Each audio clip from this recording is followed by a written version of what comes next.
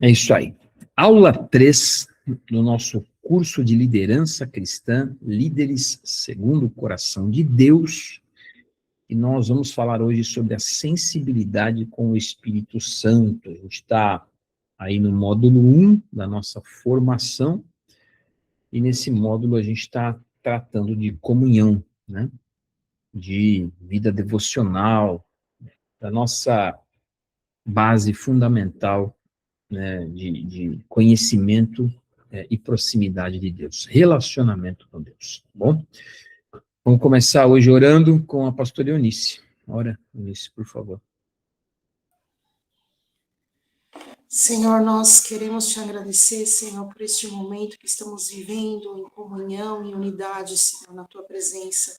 Te agradecemos, Senhor, porque hoje nós seremos ministrados, Senhor, através da sua palavra, sobre a sua sensibilidade do Espírito Santo, que possamos ser sensíveis a ti, Senhor, sensíveis ao ouvir, sensíveis, Senhor, ao fazer, Senhor, ao exercer, Senhor, o nosso chamado. Vem, Espírito Santo, e participe dessa aula, Senhor. Meu Deus, traga aqueles que estão faltando, Senhor, cobre cada um deles, Senhor, com a tua graça, com a tua unção e com a tua misericórdia, Senhor. Nós te agradecemos e nós te convidamos, Senhor, ser presente neste dia. Em nome de Jesus. Amém. Amém. Glória a Deus. Amém. Bom, antes da gente falar da sensibilidade à voz do Espírito Santo, vamos pensar um pouquinho sobre a sensibilidade que temos a qualquer voz. Pense comigo se ela se desenvolve no ambiente desconhecido ou se ela se desenvolve no ambiente conhecido. Porque pense só, quando a gente chega num local, num ambiente que a gente não conhece direito, quando a gente se relaciona com alguém que a gente ainda não tem intimidade, não tem proximidade, via de regra, a gente presta muito atenção em tudo que está acontecendo, né? Visto que a gente está pisando num campo desconhecido. Então, a nossa atenção está voltada a conhecer aquele ambiente, a nossa atenção está voltada a entender aquela pessoa, saber como é que ela é, né? Para que a gente possa com ela se desenvolver, e assim vai. Talvez a gente, de forma desapercebida, acabe transportando isso para a nossa vida espiritual e não perceba que é justamente o tempo de caminhada que vai nos expor, digamos assim, ou vai nos levar ao relaxamento quanto à sensibilidade. Porque a falta de sensibilidade, ela vai estar ligada diretamente a um calo, vamos dizer assim, a um ambiente de muito conhecimento, de muito conforto. Então, não é incomum um casal de longa data se pegar não prestando atenção direito no outro, não é? Não é incomum um amigo de longa data a gente falar com ele de qualquer jeito, porque afinal de contas é amigo de longa data, eu tenho liberdade para isso. Ou de repente ele querer falar e se abrir com a gente depois a gente fala, qualquer hora a gente fala. E talvez seja até um tema importante que ele quer expor, mas pelo excesso de liberdade que temos e por achar que está tudo certo, porque a nossa relação é firme, eu acho que eu posso postergar aquilo e não tenho sensibilidade para perceber o que está acontecendo. E será que isso não pode acontecer com a gente, falando do lado espiritual?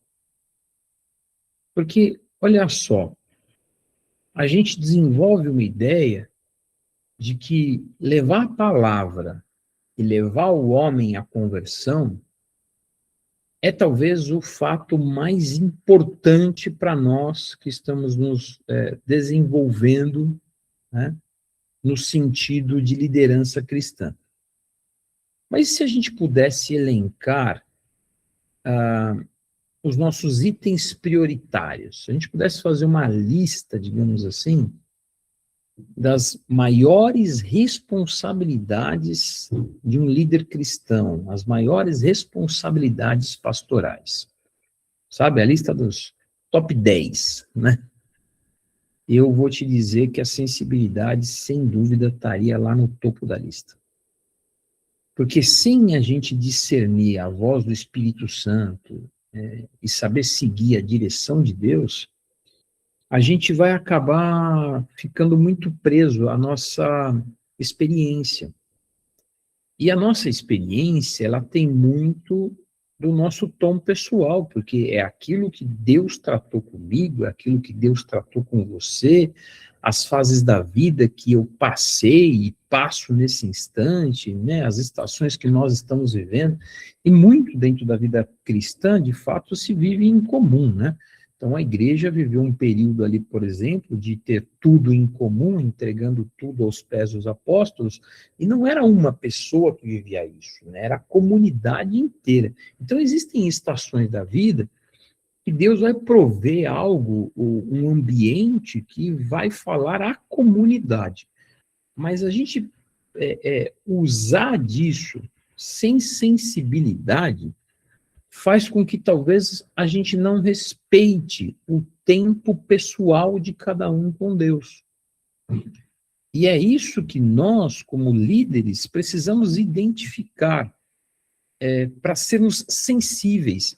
Não é só sensível à voz de Deus, no sentido de eu ouço a Deus, né? Mas é ser sensível para entender a direção que Deus quer dar a mim e ao grupo que ele me permitiu liderar.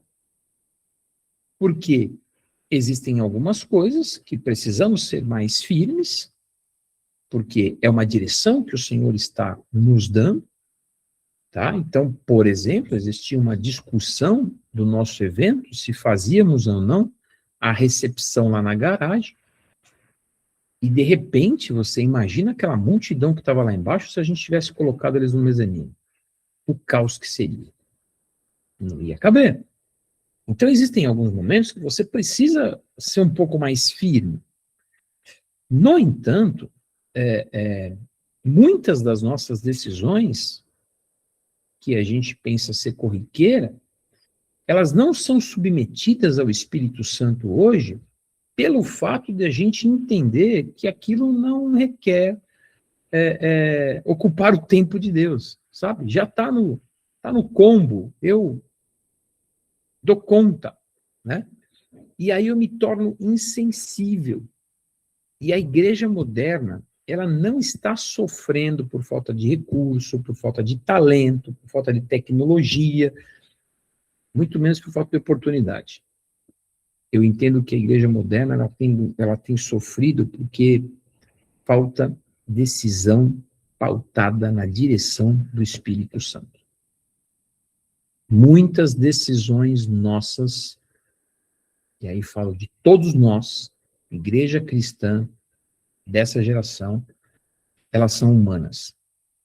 Elas são em cima de números, de estatísticas, elas são em cima de oportunidades, elas são em cima de algo que foge muito àquilo que é a vontade de Deus para a nossa vida. E na aula de hoje a gente vai buscar entender exatamente isso, né? Porque o reino, ele nunca foi projetado pela capacidade humana. Não tem homem que poderia dimensionar aonde o cristianismo chegaria. Não tem. Não tem homem que poderia traçar uma estratégia eficaz para suportar a perseguição que a igreja perseguiu. Não tem. Simples assim, porque os movimentos, eles vão e vêm, né? Nós podemos falar de movimentos filosóficos, podemos falar de movimentos imperialistas, de movimentos de poder, movimentos econômicos, tudo tem ciclo de início, meio, fim, tem lá o ápice da coisa, tem, né, ao momento que você está plantando, mas o movimento espiritual, ele não tem essa mensuração humana, não tem como dizer, olha, vai ser o ciclo tal, eu vou plantar, vai crescer, não, é do jeito de Deus, porque tem igreja, às vezes, que é plantada e passa 20 anos, ela está com 10 pessoas. E tem outra que é plantada em 6 meses e não cabe na porta. E não é que a que passou 20 anos tem 10 pessoas, tem menos sucesso do que a que tem gente saindo pela porta. Não é isso. É porque para aquele grupo, para aquela pessoa, para aquele ambiente, talvez seja essa mesma necessidade. Se for maior do que isso, pode chamar uma atenção que talvez é desnecessária. Você já pensou uma igreja com 3, 4, 5 mil pessoas em Pequim?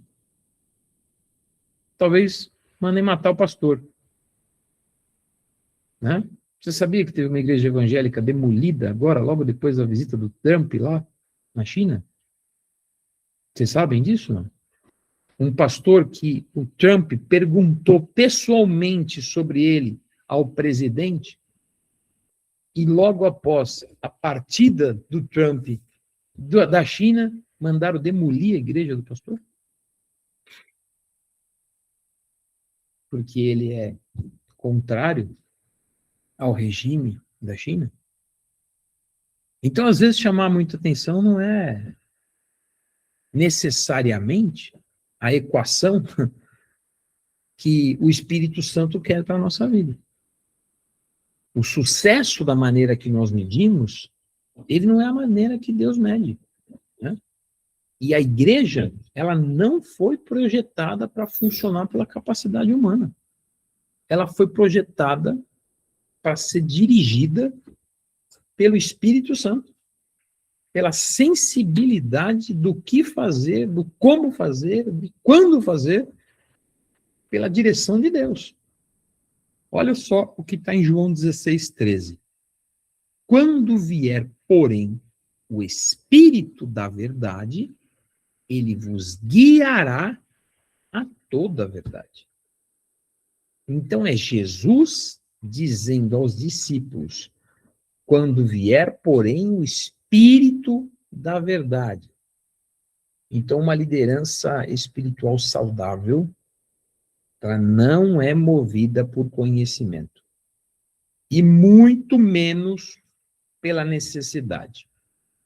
Ela é guiada pelo poder e pela presença do Espírito Santo. Muitas vezes a gente se depara com situações como essa.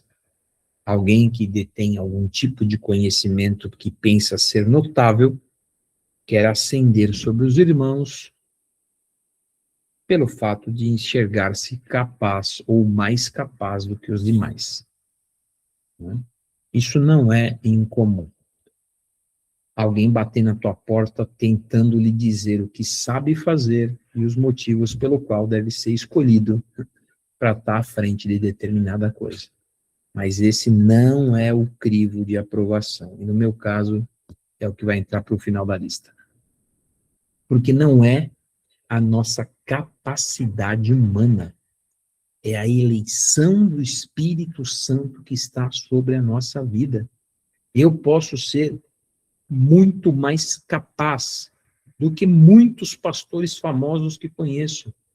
Mas Deus não me elegeu para estar no lugar deles. Deus me elegeu para estar no lugar que eu estou. Assim como não os elegeu para ocupar o espaço que eu ocupo. Se você não trabalhar isso no teu coração, você pode se pegar em qualquer momento fazendo comparações e perdendo o espaço que Deus está nesse instante provendo a você de ser um canal de bênção na vida de alguém. Porque não é o tamanho do rebanho, não, que vai medir a tua eficácia. Né? Se o teu grupo de oração tem 10, 100 mil ou 5 mil. Né? Não é isso que vai medir a tua eficácia. Então, a sensibilidade com Deus e com o Espírito Santo é que vai fazer com que a gente tenha as decisões mais assertivas possível dentro do conjunto, é claro, ministerial e de vida. Então, vamos falar aqui de alguns pontos que são essenciais para a gente desenvolver nisso. Primeiro, o Espírito Santo não é apenas uma doutrina. Como a gente vive aí numa separação que para nós é muito comum, né? Para o mundo não cristão, a nossa separação não é nada comum, tá? Então, eu já tive contato com várias culturas, com culturas pós-cristãs, como a europeia, que tem um trauma com a igreja cristã, com culturas que são de linhagem árabe ou muçulmana, né? Muitos países olham o cristão e não fazem ideia do mundo cristão. O cristianismo tem mais de 50 vertentes, né? Só dentro do protestantismo é uma loucura, né? A gente, quando você fala assim, o cara é evangélico, tá, de que tipo de evangélico, né?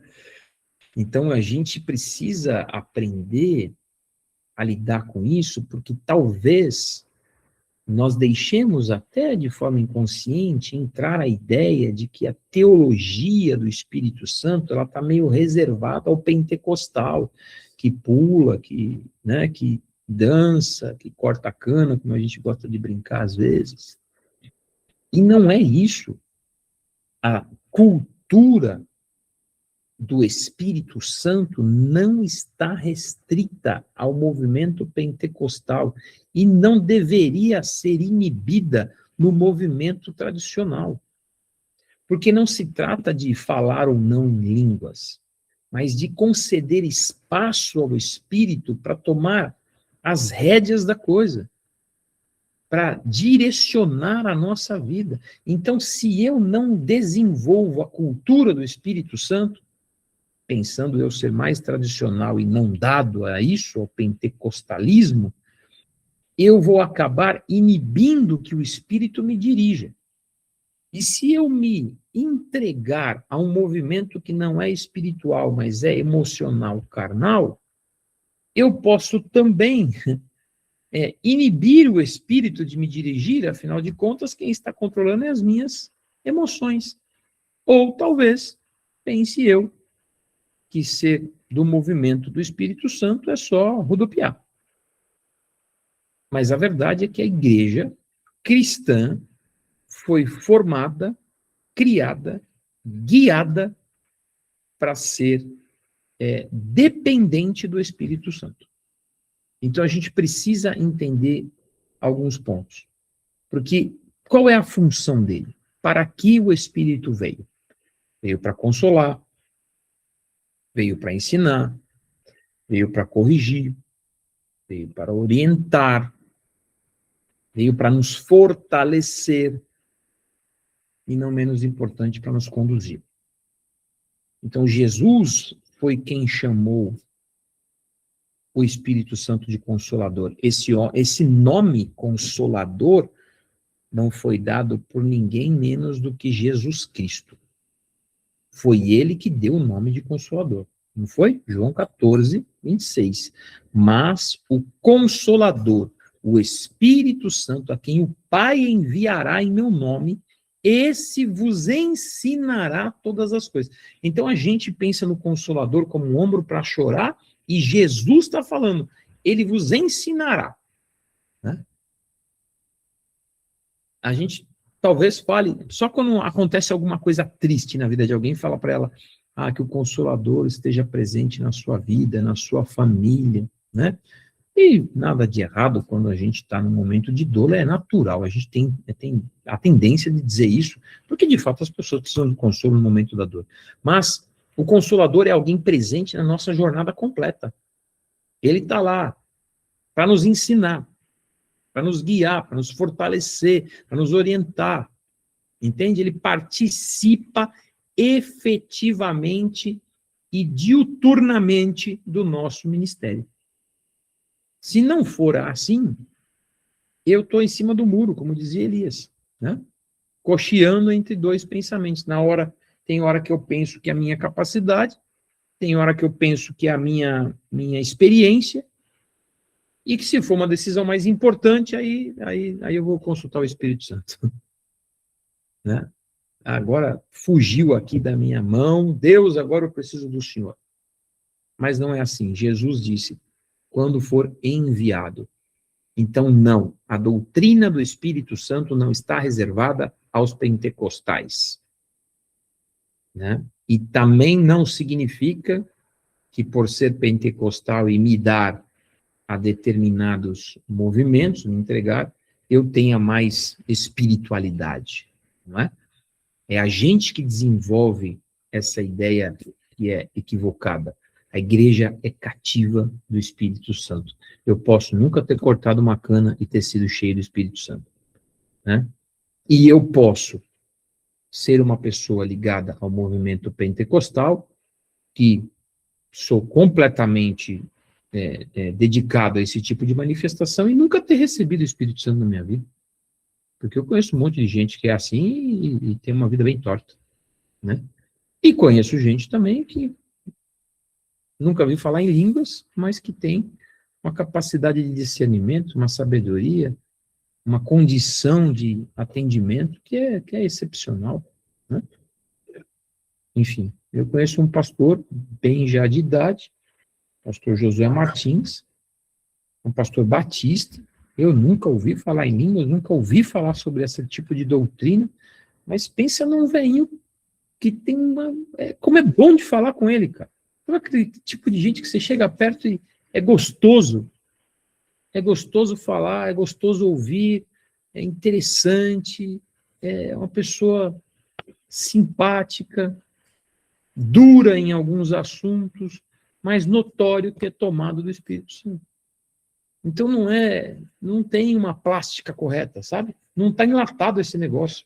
E se nós queremos ser bons líderes, a gente precisa se abrir para isso. Não está enlatado. A cultura do Espírito Santo tem que fazer parte da minha vida. Eu sou dependente dele. Sem dele eu vou fazer besteira. Sem ele, aliás, eu vou fazer besteira. Aliás, foi Jesus que disse, né? Sem mim, nada podeis fazer. Amém?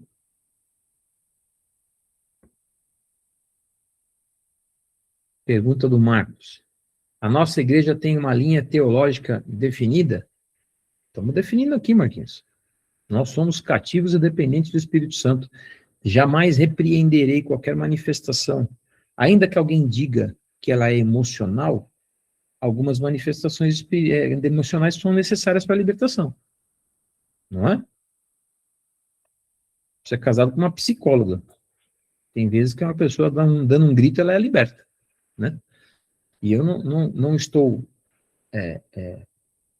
aqui reforçando nenhum tipo de cultura onde as pessoas tenham essas manifestações que são mais emocionais, mas não sou eu quem vou dizer que aquilo é ou não é de Deus para a vida da pessoa. Nós devemos provar os espíritos e é isso que a Bíblia nos ensina. O que a gente precisa desenvolver como linha teológica definida é que a igreja cristã, na sua essência, nasceu dependente do Espírito Santo. O texto está aqui.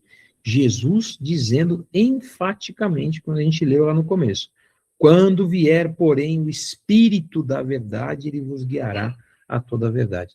Jesus mandou eles se reunirem no cenáculo, eu não notei o texto aqui, mas mandou eles se reunirem no cenáculo e disse para eles que eles aguardassem que do céu lhes viesse poder.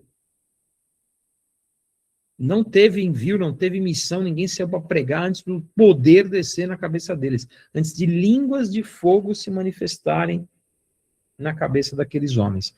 E é óbvio que existe exagero de todos os lados. Quem é frio, quem quer coibir, quem é extremamente dado a isso e que pode até enfeitar o pavão. Hein? Mas não é a nossa responsabilidade ficar julgando a vida de ninguém. Porque já até me perguntaram, né, se eu não falo mais em línguas, se eu falo em línguas, porque a bispa fala mais em línguas do que eu, e assim vai. Eu estou muito preocupado com isso. Eu estou preocupado mesmo se Deus está dirigindo a minha vida, né? Se o Espírito Santo de Deus está fazendo parte das minhas tomadas de decisão, né? E é isso que a gente precisa definir como padrão para nós, amém? Não julgar para não ser julgado. Segundo ponto, Deus fala, mas nem sempre da maneira que a gente espera. Eu estou pronto para ouvir? Porque pensa assim, ó. A gente desenvolve uma expectativa que ela é mística quanto à voz de Deus, tá? Quando a gente ouve lá 1 Samuel, né? Samuel, Samuel, a gente vai pegar aquilo como referência e vai pensar que Deus vai falar com a gente lá no nosso quarto, o anjo vai abrir o teto, né? Que eu vou ter um sonho que eu vou acordar suado, né? Ofegante, sentar na cama e, meu Deus, fui levado ao céu. Se alguém leu algum livro aí, tipo Esse Mundo Tenebroso, vai desenvolver essas expectativas quase que paranormais, né? Para dizer que ouviu a voz de Deus.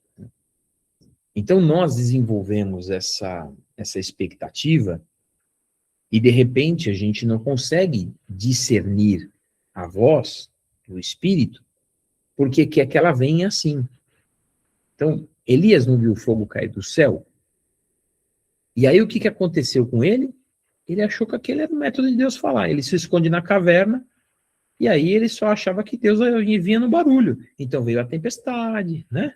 Veio os trovões, e ele saía na porta da caverna e nada. Cadê Deus?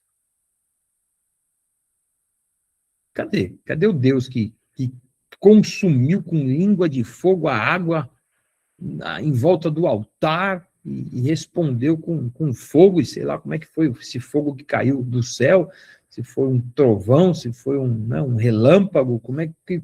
A Bíblia não deixa definido claramente isso, só fala que um fogo que caiu do céu e consumiu a água e tudo mais, e é óbvio, eles ficaram ali chocados. E ali ele desenvolveu uma expectativa sobre como é que é a voz do trovão que representa Deus. Mas no batismo de Jesus foi como? O Espírito Santo desceu em forma corpórea de uma quê? De uma pomba. Alguém ouviu do céu. João ouviu do céu.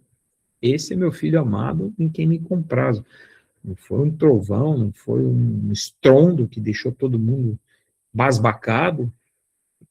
Uma voz suave. O próprio Elias ouviu como? Ouviu um cicio. 1 Reis 19:12. Depois do fogo, um cicio tranquilo e suave. Então teve tempestade, teve fogo, teve tudo. E a voz de Deus veio no cicio tranquilo e suave. Nós, líderes cristãos, precisamos aprender que a direção de Deus, ela não vem acompanhada de espetáculo. Não é incomum a gente ouvir um testemunho assim, aí fui lá na casa de não sei quem, eu fui, nossa, a pessoa nem me conhece, e ela fez uma oração, nossa, veio fogo do céu lá, o ambiente. Seja sincero, levanta a tua mão aí, você já ouviu um testemunho assim? Né? Talvez você já tenha passado por alguma experiência assim. Isso fala muito da nossa expectativa de alguém que a gente vai na casa, do fulano que veio me visitar, e meu Deus, e olha, e ele entrou aqui num poder e saiu ungindo tudo. Não estou dizendo que essa pessoa não fez isso motivada pelo Espírito Santo. O que eu estou dizendo é o seguinte, a gente desenvolve uma expectativa que se não foi assim, não foi Deus. Se o irmão entrou lá, tomou um café, sentou na minha mesa e falou respeitosamente, né? Com voz branda e mansa. E tudo que ele fez foi me ouvir e no final falou, irmão, vamos orar por você, Deus te abençoe. Eu talvez deixei de ouvir o cicio que estava na porta da caverna de Elias, entendeu? Eu achei que vinha um trovão na minha casa. E veio só uma pessoa simpática. E aí, é a minha expectativa que me inibiu ou me privou de ouvir Deus falando comigo, porque eu tinha uma expectativa diferente, eu estava esperando um trovão. Você precisa aprender a lidar com isso, a lidar até com a nossa própria expectativa humana, porque muitas vezes Deus vai falar, sabe como? Durante a sua oração, através da pregação de uma palavra, de uma convicção profunda que nasceu em você e você não consegue nem entender por que você acredita tão teimosamente naquele negócio. Através de conselhos que são sábios e piedosos, né? E talvez até em momentos de absoluto silêncio. Porque a sensibilidade com o Espírito Santo vai fazer isso com a gente. Vai fazer com que a gente aprenda a discernir como é que Deus está falando. Porque Deus vai falar de formas diferentes em momentos diferentes. Se você é pai ou mãe, tem vezes que você educa dando um chacoalhão, e tem vezes que você educa dando risada. Não é? Ou o método é a mesma entonação de voz, é o mesmo jeito, é tudo igual sempre. Né? Fala, meu amor. Isabelle. Terceiro ponto. Sensibilidade espiritual exige proximidade. Amém? Quando a gente convive com alguém, a gente acaba reconhecendo a voz desse alguém, né?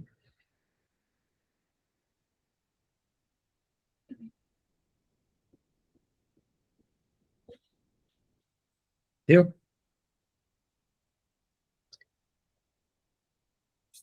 Então, quando a gente convive com alguém, a gente vai aprendendo a maneira da pessoa, o jeito da pessoa, como é que a pessoa pensa. É a convivência e o amadurecimento da relação que vai nos fazer entender, decifrar melhor como a pessoa funciona. Se o Espírito Santo é uma pessoa, não é? Jesus é uma pessoa que nos chama de amigos. É necessário ter proximidade para que a gente consiga ter esse nível de sensibilidade. João 10, 27. As minhas ovelhas ouvem a minha voz, eu as conheço e elas me seguem. Não é? Então, essa afirmação de Jesus, ela nos dá a base necessária para a gente entender que eu preciso de proximidade. Não há discernimento, não há como a gente ter sensibilidade sem ter aproximação, sem ter um verdadeiro relacionamento com Deus. Se não houver proximidade e intimidade, não tem sensibilidade. Simples assim. Tá? Porque a ovelha vai desenvolver essa sensibilidade pela caminhada, né? Pelo convívio com o pastor. Já o pastor vai conhecer, né, a Deus, e reconhecer a voz de Deus, porque caminha com ele diariamente. Né? O Davi Lago falou uma palavra ontem que ficou na minha mente, né? Quem ora mais se desculpa menos, né? Se justifica menos, ou se defende menos. Foi essa expressão que ele usou, defende, foi a expressão que ele usou. Por quê? Porque ele está mais seguro, ele está mais certo. As pessoas vão falar de nós, se elas falarem a verdade, glória a Deus, elas estão testemunhando sobre nós. Se elas falarem a mentira, está tudo bem também. Por que a gente se preocupa? Que diferença faz? Quando alguém está falando mal de você, falando mentiras de você, ou está falando verdade de você, que diferença faz? Porque você tem a sua verdade. E se você se dá a perder o seu centro por causa do comentário do outro, né? A verdade é a verdade. Você está falando bem, está testemunhando sobre. Você está falando mal, ou melhor, você está falando a verdade, está testemunhando sobre. Você está falando mentira, vai dar conta. Deus é o nosso juiz. eu preciso estar atento e sensível, porque se eu caminho próximo a Cristo, quem é que me defende? Jesus disse que ele é o quê? O advogado nosso diante do Pai. É a proximidade que eu tenho com Deus que vai chamar, digamos assim, Jesus para o meu barco. Ou eu estou no barco dele, melhor dizendo. Você entende? Então, essa relação pastoral com a voz de Deus, ela é vital para o nosso ministério. Amém? Até aqui alguma pergunta? Hoje eu estou falando direto, a gente não está fazendo nenhuma interrupção aí. Só Marquinhos que mandou aqui uma interação. Bispo, o senhor falou sobre a manifestação do Espírito, né? Então, assim... Peraí, deixa eu pensar como é que eu vou fazer a pergunta. Eu entendo que o Espírito Santo é o que o senhor falou. É muito mais uma oração, um ouvir alguém e estar sensível. Quando você tem na igreja muito reteté, eu acho que é realmente muito mais show. E Ana, posso entender que essa linha da sensibilidade é a linha que nós, Atos 9, seguimos, e não tanto a do show. Sem dúvida. Porque, veja só, a manifestação legítima do Espírito Santo, ela não tende a ser um espetáculo. Ok? Não precisa. Deus não precisa produzir um espetáculo, não precisa de pirotecnia da fé. Tá? Mas eu também não vou inibir ninguém se a pessoa estiver ali no momento íntimo. Porque eu entendo que alguns processos, ainda que sejam psicológicos, eles têm efeito, eles têm propósito. Deus não é aquele que opera tudo em todos? Então talvez aquilo para mim não seja confortável, mas para o outro é necessário, absolutamente necessário. Tá? Então eu não posso invalidar isso, não posso proibir isso, mas eu também não vou fomentar. Né? Não vou chamar, vem todo mundo aqui na frente, eu vou botar a mão, você vai falar em línguas agora, se não falar em línguas, você entendeu? Eu, Milton Rueda, entendo que não é esse o caminho. Porém, também não vou dizer que não é legítimo, porque Atos 19, Paulo chamou o povo em Éfeso, os questionou sobre o seu batismo e disse a eles assim, não, vocês precisam ser batizados no Espírito Santo. Eles nem sabíamos que o Espírito existia. E Paulo impõe a mão sobre os crentes de Éfeso e esses falam em línguas. Então, existia um propósito aí, certo? E Paulo não estava atrás de pirotecnia. Então, eu não vou dizer que a imposição de mãos não libere um dom e uma capacidade se manifeste, porque é bíblico, está na Bíblia, né? Mas também não vou forçar uma barra a qualquer tempo só para falar que eu sou o cara que faça as pessoas falarem línguas. Entende? Existe aqui a sensibilidade. Existia ali uma necessidade, um propósito. Paulo estava ensinando sobre o Espírito Santo para gente que só conhecia a letra, que só estava lidando com Jesus como alguém que era perdoador, porque eles haviam dito, fomos batizados no batismo de João. Entende?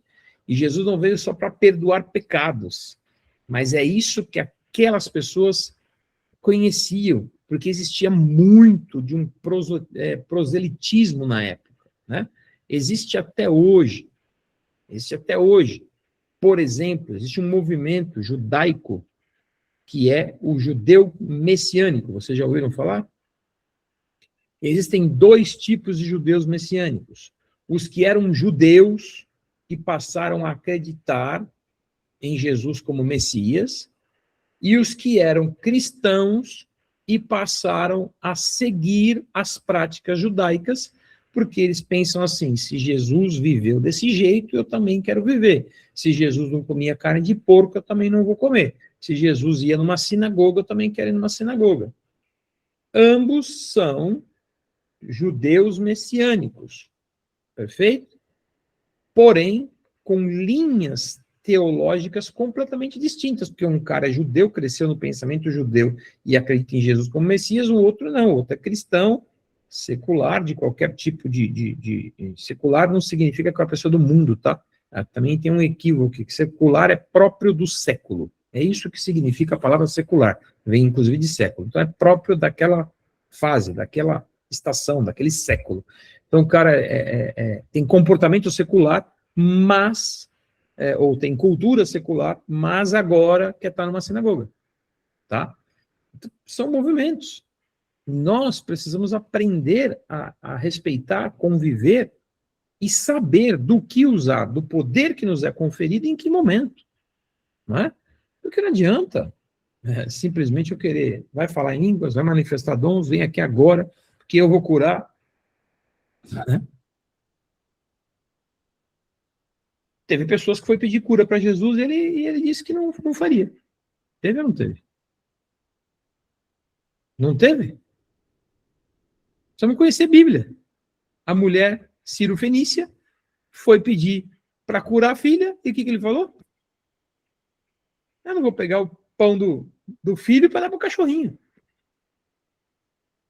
Isso não é uma negativa? Foi pela misericórdia e pela insistência, pela fé dela, que disse para ele, mas o cachorrinho se alimenta até do pão que cai da mesa, da migalha que cai da mesa, que ela conseguiu viver o que Jesus, em primeira instância, negou. Aí tem gente que, não, vem aqui que eu vou orar, você vai ser curado agora. Entendeu? Então, não é crítica a ministério nenhum. Nosso foco aqui não é esse. Nosso foco é sensibilidade. Eu sou sensível ao Espírito Santo. Eu posso entrar no hospital e dizer para a pessoa convictamente que ela vai sair daquela, como eu posso, como o profeta um dia foi visitar Ezequias, que era o rei, e disse para ele, arruma a tua casa que você vai morrer. Você acha que quando Isaías entrar no quarto do cara, se ele entrasse no teu quarto, profeta Isaías, hein? O cara que mais falou da vinda do Messias, ele entra no teu quarto, qual a sua expectativa? É agora, ele vai orar e vai ser curado. Não seria a sua? Seria a minha. Ele vira para o rei, que motivos humanos ele teria todos para tentar agradar, concorda?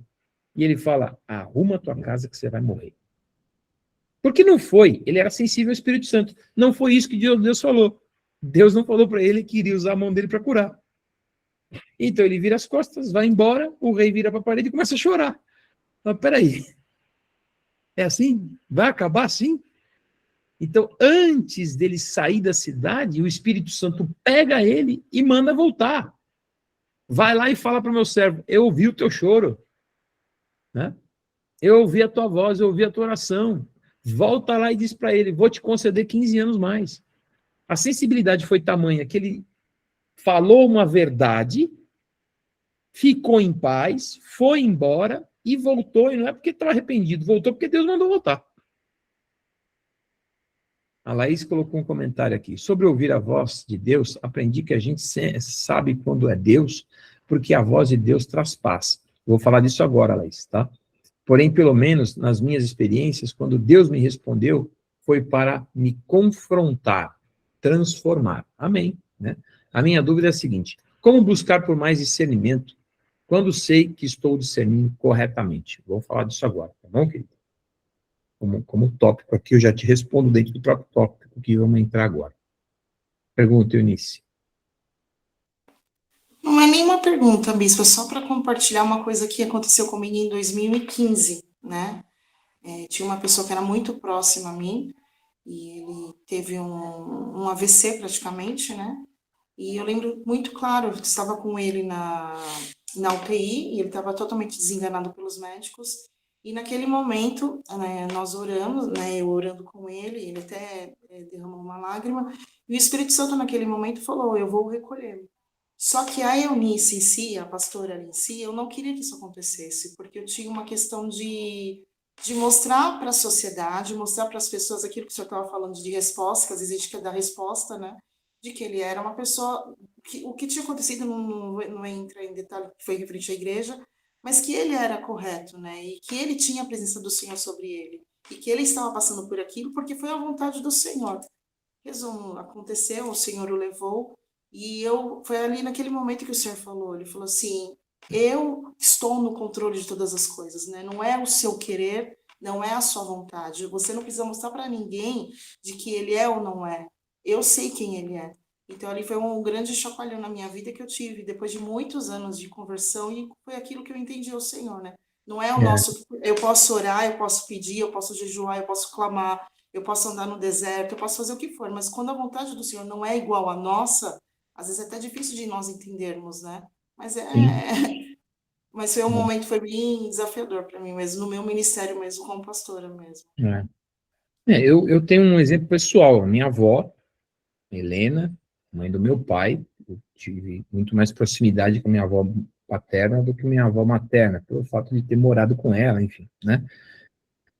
Minha avó tinha muito medo de água, de praia, porque ela perdeu um filho com 19 anos afogado na praia de Mongaguá, né? Um tio meu que eu nem conheci, chamava Arnaldo. Então ela tinha medo de praia e tudo mais, ela não gostava de ir na praia, enfim, tinha medo de água. E ela estava muito já doentinha, tal, a gente orando por ela, e Deus me deu um sonho, ela me pedindo para eu levar ela na praia. E aí eu levei ela na praia, a gente estava caminhando no calçadão da praia, veio uma onda gigante e engoliu ela. E nem me molhei. A onda engoliu ela e foi levando, eu vi ela indo embora assim com a onda, veio um guarda-vidas correndo na hora, vamos pegar, vamos pegar. Eu falei, não, não deixa. O mar levou e eu acordei. E eu falei para a bispa, eu falei, ó, Deus está me preparando que ele vai levar minha avó. E minha avó uma semana depois faleceu, né? Então, existem momentos que a gente precisa ter a sensibilidade para entender que a vontade de Deus é soberana. Eu vou orar, mas a vontade de Deus é soberana. Não é o que eu quero. Jesus disse, né? Não seja feita a minha vontade, mas a tua. Se possível, eu passo por esse cálice, mas é a tua vontade. É a tua vontade, né? Então, vamos passar para o quarto ponto agora, porque eu já respondo alguma, nesse ponto eu respondo alguma dessas dúvidas, inclusive a pergunta que a Laís fez, tá? Muitas vozes dão direções, e por vezes a voz de comando não é a voz de Deus. Nós admitimos em um traço de cultura, inclusive católica, que a voz de comando da liderança ela é inquestionável. É a tal da infalibilidade papal. Você já ouviu falar? Né? Ou da inerrância bíblica. Ok?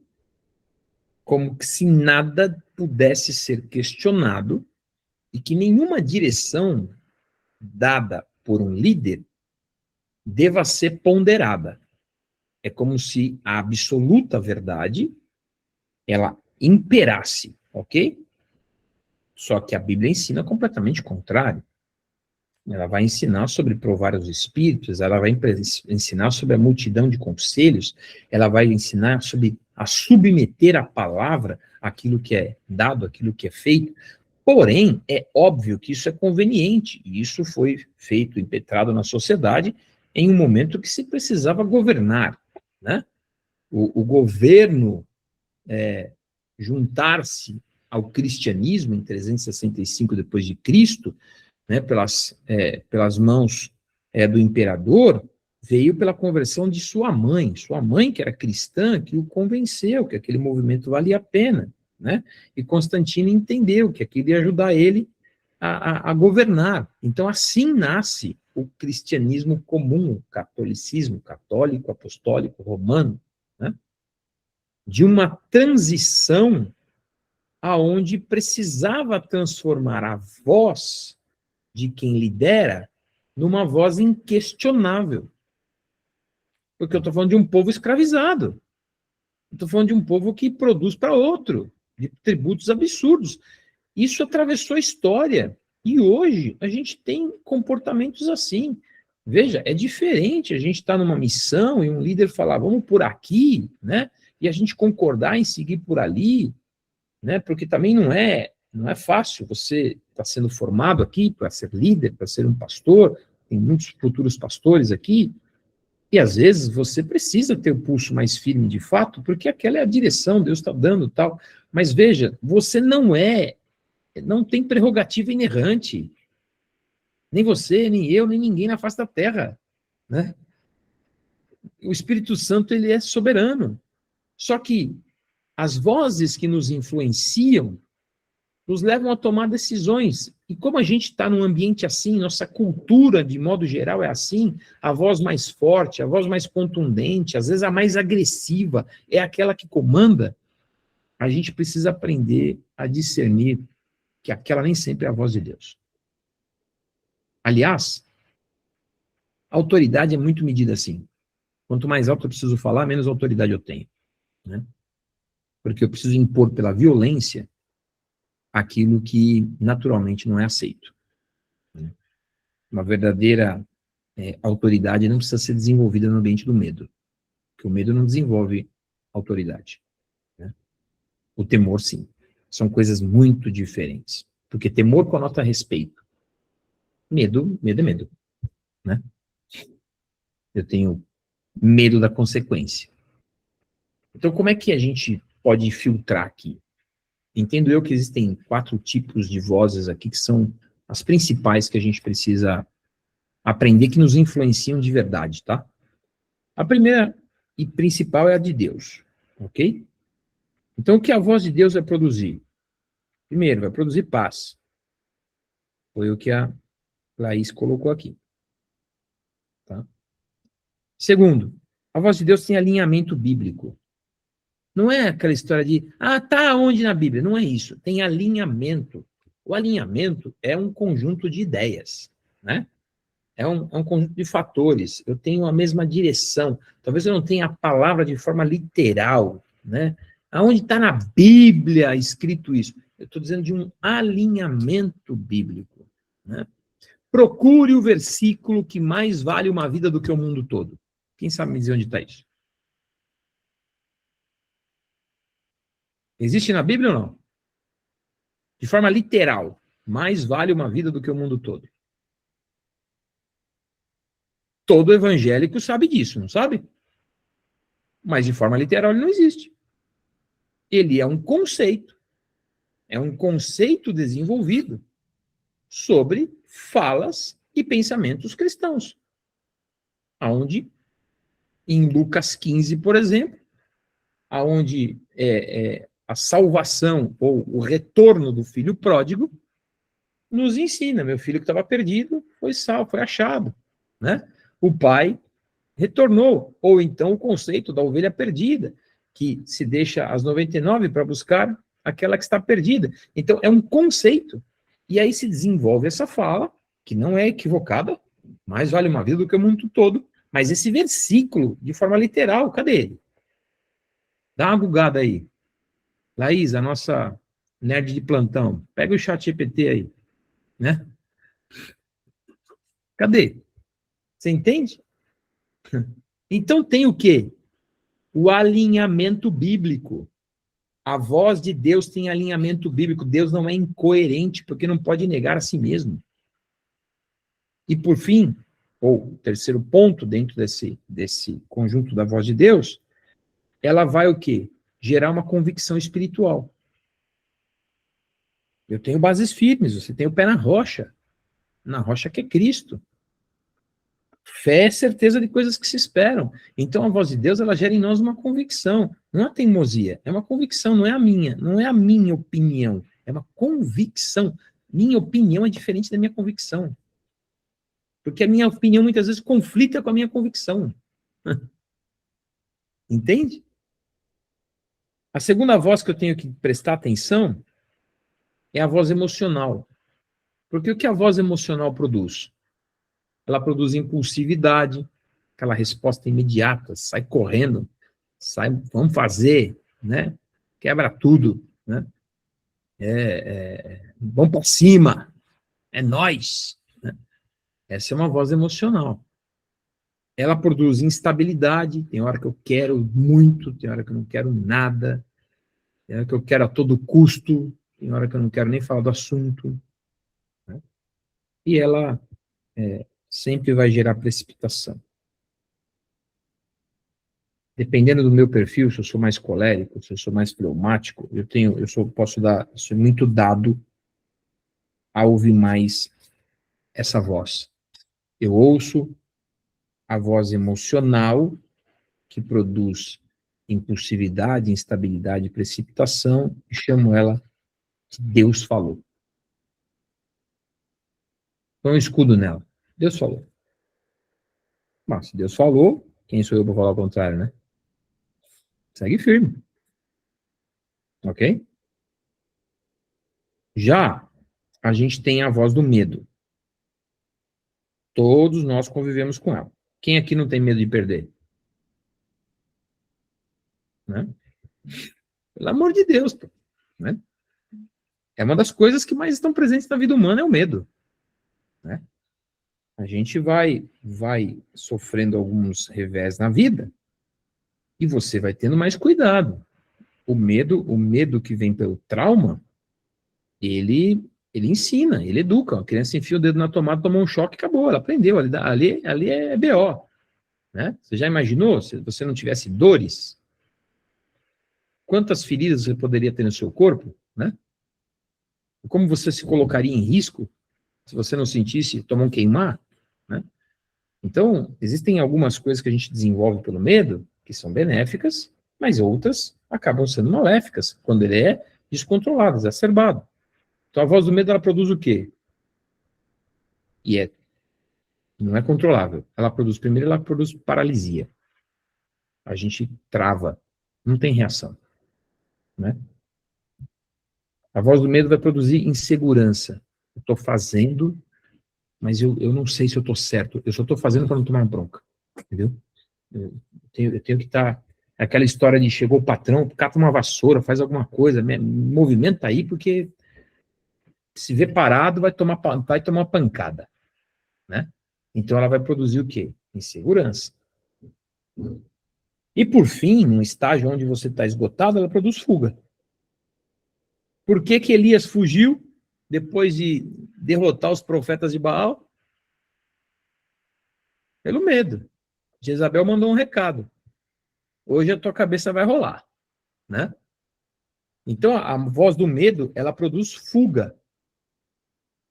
E a fuga nem sempre é para fora da instituição, né? Eu não quero sair desse ambiente, mas não quero estar na reta de quem tem essa voz. Então eu me escondo dentro do corpo. Eu me escondo dentro da tarefa. Eu me escondo dentro da atividade exagerada.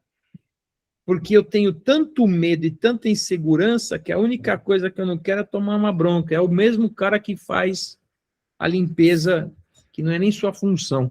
Pega a vassoura só para mostrar que está fazendo alguma coisa. Essa voz, né, ela é muito perigosa. E, infelizmente, muito presente. E talvez uma das mais respeitadas. E, por fim, é a voz da pressão humana. Né? O que ela produz? Ela produz decisões para agradar pessoas. Eu não estou atrás de um propósito, eu não estou atrás de uma realização, eu estou atrás de uma bajulação. Tá? Então, a pressão humana, ela vai produzir isso. Essa voz de pressão humana vai fazer com que você trabalhe em favor do pressionador. Isso funciona em qualquer ambiente. Funciona no ambiente do trabalho, funciona no ambiente político, funciona no ambiente eclesiástico. Ok? E também, ela vai gerar o quê? Ela vai produzir a perda de identidade, da identidade ministerial. Porque na pressão, a gente fere a nossa identidade. Olha o que Saul falou para Samuel quando Samuel chegou no campo de batalha. Ele disse assim, ó, forçado pelas circunstâncias, eu sacrifiquei. E aí o que Samuel disse para ele? Você perdeu o teu trono. Quem forçou Saul, que era o rei, as circunstâncias? Quais circunstâncias? As vozes da pressão humana. Se você ler o texto, ele se sentiu pressionado porque os comandantes do exército estavam questionando. A gente vai sair para a batalha sem o ofício sacerdotal? Sem a consagração? Nós vamos perder. Nós vamos perder. Cadê o sacerdote? A gente está aqui, ó, o exército está enfileirado, o inimigo está lá na frente. Cadê? Ele, forçado pela circunstância, ou seja, pelas vozes humanas. O rei, hein? Estou falando de gente imatura, de gente fraca. Falando do rei. O rei, forçado pela circunstância, perdeu a sua identidade, saiu do seu posto real, fingiu que era sacerdote, sacrificou, perdeu o trono. Né? Perdeu o trono. Então, essa voz humana, ela existe. Ela está ao nosso redor. É o irmão, é o líder, é o subordinado, é o par na empresa, às vezes até é o marido, é a esposa, é um filho que usa de um jogo emocional. É uma voz humana. E a voz humana pressiona para tomar uma decisão para agradar.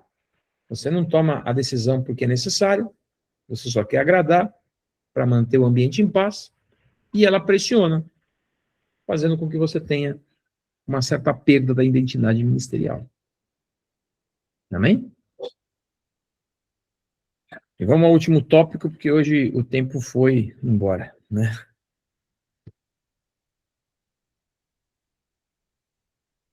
Fica aqui nesse tópico uma lição. O líder maduro aprende a submeter toda impressão à palavra de Deus.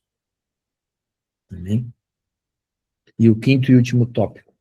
O Espírito Santo deseja participar das nossas decisões ministeriais. A gente toma uma decisão, combina um evento, faz qualquer coisa, sem combinar com a família, a gente pisa na bola, né? Confesso aqui o meu pecado. Eu tenho o hábito de tomar decisões rápidas e muitas vezes eu piso na bola. A bispa está aqui na sala, muitas vezes eu deixo de alinhar com ela. Isso é um erro meu, né? Muitas vezes a gente está com um compromisso familiar que eu nem falei para ela. E é porque eu sou xarope nisso mesmo. Não é porque eu quero agredi-la. Mas é porque é a impulsividade de fazer volume, sei lá. E às vezes falta de sensibilidade mesmo. A gente faz isso com quem a gente ama, com quem convive com a gente do nosso lado. Será que a gente não faz isso com Deus? A gente não chama Deus para nossas decisões? Vai. A vida moderna nos leva a uma rotina que tendemos a ser insensíveis e não chamar Deus para as nossas decisões. Porque a gente precisa de decisão rápida, né? E a nossa percepção é que, às vezes, a opinião de Deus é demorada, né? É ou não é? Então, a gente age assim. Então, não é incomum a gente buscar Deus só para coisas que parecem ser, na nossa opinião, muito importantes. Então, é um evento grande, é uma decisão grande, é um contrato grande, entendeu? É uma mudança grande, aí eu vou orar, eu vou, sei lá, no monte, outro vai para o monte de coberta, cada um tem o seu monte, né? Eu vou fazer um jejum, porque eu tenho um evento grande para acontecer, e esse eu preciso da decisão de Deus. Aí a minha pergunta é o seguinte, é assim que era com a igreja primitiva? É assim que era no ministério de Jesus? Então, ele chamava o Espírito Santo para participar só das grandes decisões. Atos 15, 28. Pois pareceu bem ao Espírito Santo e a nós não vos impor mais encargo além das coisas essenciais. Sabe do que aqui estão falando? O autor de Atos, que é Lucas, né, que faz o relato, está falando de uma decisão que tinham tomado de enviar algumas pessoas a uma determinada região para pregar. Nesse contexto está Paulo, está Barnabé e alguns irmãos que tinham sido selecionados para isso. Eles estão falando que pareceu bem ao Espírito Santo. É assim. Pareceu bem ao Espírito Santo que você faça isso? Pareceu bem ao Espírito Santo? Observe bem essa expressão, né? Veja como aqui tá nítido que eles tinham chamado Deus, o Espírito Santo, para decisão, né? Decisão de quem enviar para suportar os trabalhos da igreja que estava nascendo, né?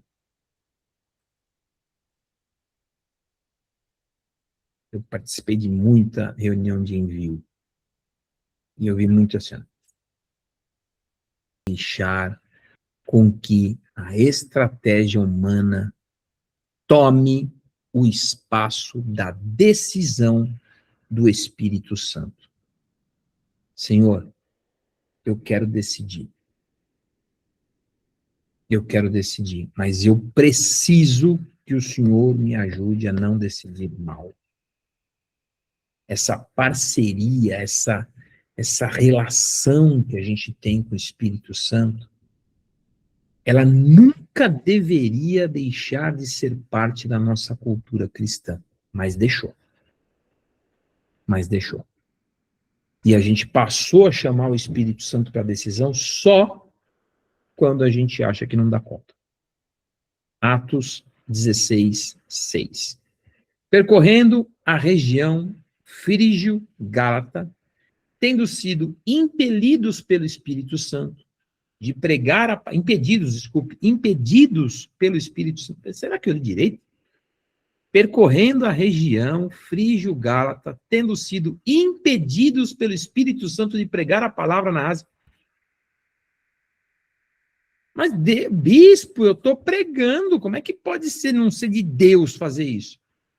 Eu estou lendo aqui na Bíblia que Paulo está dizendo que passaram pela região frígio-gálata e foram impedidos pelo Espírito Santo de pregar a palavra. Continuando. Defrontando Mísia, tentaram ir para Bitínia, mas o Espírito de Jesus não permitiu. E tendo contornado a Mísia, desceram a Troade. À noite sobreveio a Paulo uma visão no qual um varão macedônico estava em pé e lhe rogava dizendo, passa a Macedônia e ajuda-nos. Assim que teve a visão, imediatamente procuramos partir para aquele destino, concluindo que Deus nos havia chamado para lhes anunciar o Evangelho. Cara, não tem nada tão explícito quanto essa passagem, quanto a decisão e direção do Espírito Santo, porque aqui ele fala de forma incisiva, o Espírito Santo nos impediu de pregar o Evangelho. Tem alguns irmãos aí que vão cair da fé se ouvir isso. Como pode? Eu estou fazendo a obra de Deus, como é que não pode ser a vontade de Deus? Né? Eu estou fazendo a obra de Deus, estou falando em nome de Deus, estou pregando em nome de Deus. Né? O cara recebe uma repreensão na empresa porque quer fazer lá na empresa um culto. E aí, não é sensível ao Espírito Santo para saber que não é daquele jeito que ele vai pregar naquele ambiente? E se tiver que ser, vai ser. Se eu for demitido, é porque Deus quis, porque eu estou fazendo a obra de Deus. Eu quero fazer um culto aqui na sala, no almoço, e acabou. Você entende? Eu não estou falando contra o culto do almoço, eu estou dizendo que eu tenho que ter a sensibilidade se é aquele horário, aquele momento e aquele local que Deus quer que eu faça daquele jeito. Porque senão é do meu jeito. Não é? É do meu jeito. Então, Paulo, ele desejava seguir esse modelo determinado que ele tinha, de missionário, de ir aqui e ali, pregar em todos os lugares, mas ele foi sensível para entender que em uma viagem que ele fez, Deus não queria que ele pregasse ali. Tinha tudo, tá? Ele já estava lá, tinha estrutura, tinha bagagem, tinha tudo. Ele podia começar lá mais uma igreja. A gente ia ter a igreja de Frígio-Gálata, né? A igreja da Mísia, que não existiu. Mas eu acho que era a vontade dele de fundá-la, né? A igreja de Troade, que também não existiu. Mas eu acredito que ele quis fundar. Mas o Espírito Santo disse para ele, vai para Macedônia. Vai para Macedônia. E não disse, só deu um sonho para ele que ele viu um varão macedônico. E ele entendeu pelo Espírito que ele tinha que ir para lá. Então, fica aqui a nossa lição final. No ambiente que ele queria, e tudo estava propício, o Espírito não queria.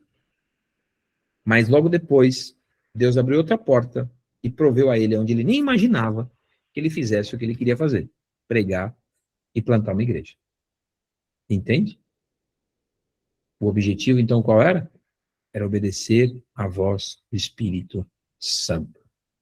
Então, pastores que são guiados pelo Espírito Santo, eles aprendem a discernir esse tempo, sabe? O caminho correto, o momento correto, a hora certa de falar o que tem que ser falado, porque nós somos como atalaias, somos chamados a falar. Mas tem jeito para falar.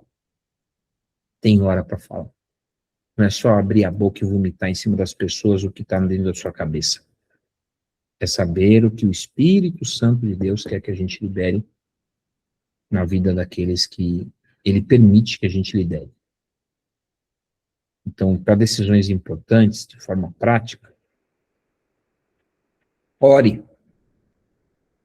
Peça a Deus discernimento, peça ajuda, ore. Né? Leia a palavra, peça respostas. Não é oráculo e nem caixinha da promessa. Né? Tem gente que é muito dada a isso, né? Tem gente que mantém na mesa do trabalho, você chega lá, a pessoa até abre, manda você pegar um versículo. Né? Leia a palavra buscando respostas, sabe? Espera no Senhor. É o horóscopo bíblico, tá certo, Luiz? Então, busca conselho em gente madura, em gente experiente, né? Compartilhe com alguns, não com qualquer um, é óbvio, com pessoas que sejam confiáveis, sabe? Peça para entrar em aliança de oração com você, avalie, né, internamente, se existe paz espiritual para fazer isso, e aí você parte para essa nova jornada, porque a pergunta que a gente tem que fazer é assim, ó: Senhor, o que tu desejas fazer nessa situação? Antes de fazer a pergunta a si mesmo, o que eu quero agora? Sabe aquele negócio que a gente fala assim, ó, tô com fome, nem sei o que eu quero comer, né? Para mim isso acontece sempre, né? Então, a gente transporta isso às vezes para a vida pessoal, né? Eu quero fazer alguma coisa, nem sei o que eu quero, vou sair fazendo qualquer coisa, né? Senhor, o que o Senhor quer que eu faça agora, nessa situação? Amém? Vou só deixar aqui algumas perguntinhas para exercício, vou citá-las, mas vai no documento que eu coloco lá no nosso link, é claro, tá? Estão anotadas. Você não precisa anotar, eu vou citá-las para a gente só ficar com reflexão. Primeira, qual foi a última vez que eu percebi claramente uma direção de Deus para minha vida? Segunda, quais distrações têm reduzido a minha sensibilidade espiritual? E aqui dá para listar, tá? Porque a gente tem distração de sobra hoje em dia, né? Terceira, eu tenho tomado decisões ministeriais em oração ou apenas baseado em experiência, né? Em direção. Quarto, costumo ouvir mais do que falar durante os meus momentos de oração, porque oração não é só a gente ficar falando, falando, falando, falando. Oração é conversa com Deus, não é? Então a gente fala, e aí sim é que nem Samuel, fala que o teu servo ouve. E quarto, e quinto, desculpe, existe alguma área da minha vida em que Deus está tentando me corrigir e eu não quero correção, né?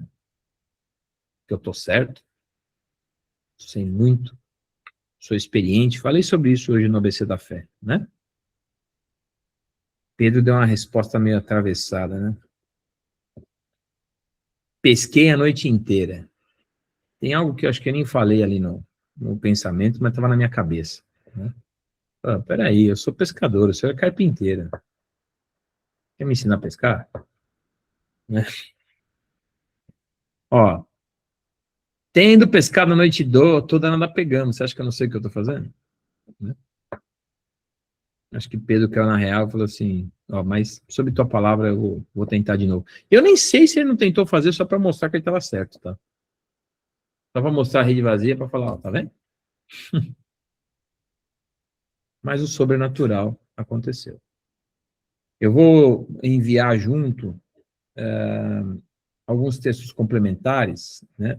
João, Romanos, Reis, Atos, Gálatas, alguns eu citei, outros não, mas eu anotei tudo aqui e eu vou mandar no documento, tá? E eu deixei uma frase aqui para guardar no coração. A experiência produz conhecimento, assim como a intimidade produz discernimento. Já o Espírito Santo, e somente ele, produzirá direção. Amém?